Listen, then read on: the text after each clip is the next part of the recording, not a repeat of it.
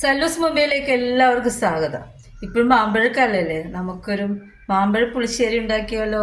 എന്തൊക്കെ വേണമെന്ന് കാണാം.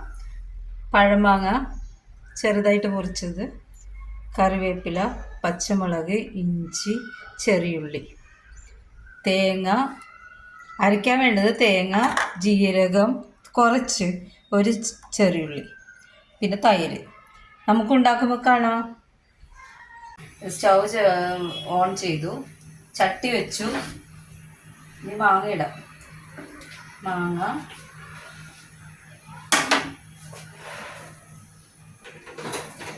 കുറച്ച് മഞ്ഞൾപ്പൊടി, ഉപ്പ്, കല്ലുപ്പാണ് ഇടുന്നേ.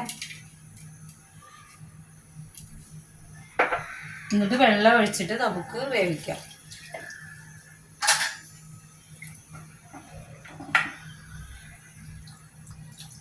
മതി, അടച്ചു വെച്ച് നമുക്ക് വേവിക്കാം.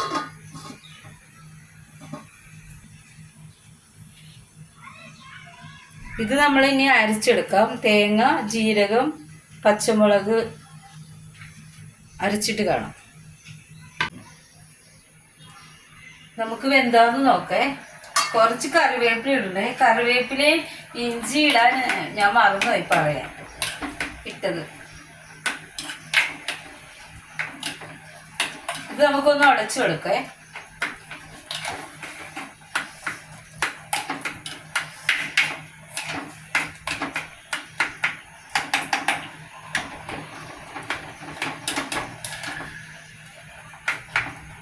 എന്നിട്ട് നമുക്ക് അരച്ച് വെച്ചിരിക്കുന്ന പച്ചമുളകും തേങ്ങയും ജീരകവും ഒരു ഉള്ളി കൂടെ ഒഴിച്ചു.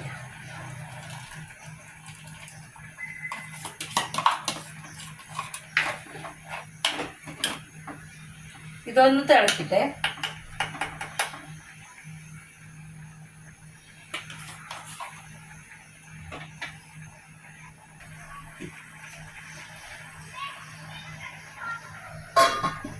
തേങ്ങ നല്ലോണം തിളച്ചിട്ടുണ്ട്.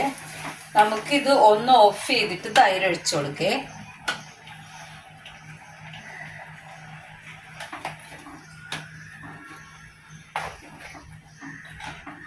ഇത് ഇരിക്കുന്നതോളം കുറുകും. അപ്പോൾ കുറച്ചും കൂടി ഒഴിച്ചു കൊടുക്കാം. എന്നിട്ട് ഉപ്പുണ്ടാവും നോക്കട്ടെ. ഉപ്പൊക്കെ പാകത്തിട്ടുണ്ട്. പിന്നെ നിങ്ങൾക്ക് മധുരം വേണമെങ്കിൽ ഈ സമയത്ത് കുറച്ച് പഞ്ചസാര ഇട്ട് കൊടുക്കണേ. നമുക്കതിന് കടുക് പൊട്ടിക്കാം.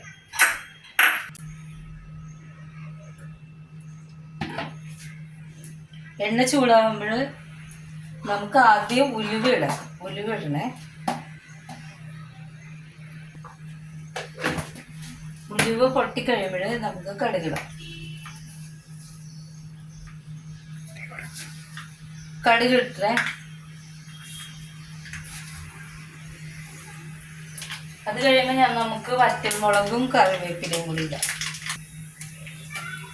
കറിവേപ്പില, വറ്റൽമുളക് കൂടി ഇട്ടിട്ട് കറിയിലോട് ചേർക്കാം. ഇതൊന്ന് മൂക്കട്ടെ.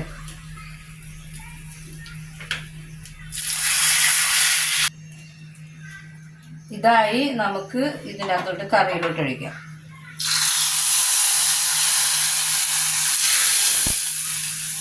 അങ്ങനെ നമ്മുടെ പഴമാങ്ങ കറി റെഡിയായി. അടച്ചു വെക്കപ്പെട്ടത്.